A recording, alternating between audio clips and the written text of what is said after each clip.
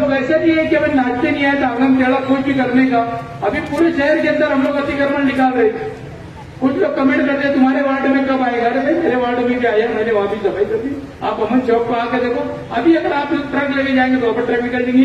इस तरीके का सिचुएशन मैंने रात के लोगों को भी अड्डा मुर्गी की गाड़ी हो या उनको बोल दिया कि अपनी दुकान के पास दबा के लगाए, कारोबार करो, आप भी करो। हम खुदवाई रोड के लोगों को भी जगह देने के लिए जा रहे हैं। ऑफर से जितने माले गए शहर के अंदर ऑफर से जोन बना रहे हैं हम इन लोगों को भी। आसिफ साहब की सरपरस्ती के अंदर एक हम लोगों ने उप समिति बनाया, उसका अध्यक्ष मैं है, मुस्तकिम डिग्नेटी साहब है, असलम अंसारी साहब है हम उस समिति में, और अधिकारी लोग हैं।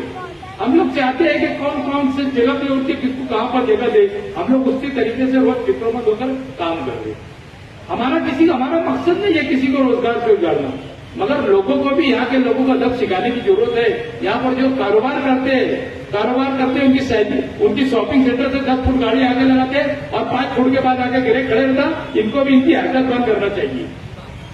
मैं अपने काम के ऊपर खुश हूँ, वो कोई कितने भी मेरे पर टिप्पणी करे कि काम तुम गरीबों का तोड़ रहे कि अमीरों का तोड़ रहे।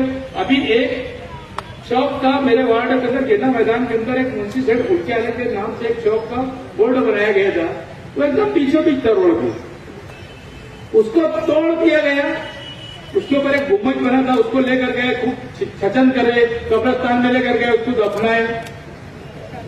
अरे मैं तो बोलता इनको ही दफना दे रहे हैं, जो लेकर गए थे इनको, मेरा बात चले तो इनको दफना दे, इनको तो वापस भी ध्यान नहीं, ऐसे तरीके से छचन करे। उसके पीछे 20 फुट का अतिक्रमण का झोपड़ा बना के रखे थे, कुछ नहीं था, बंद था।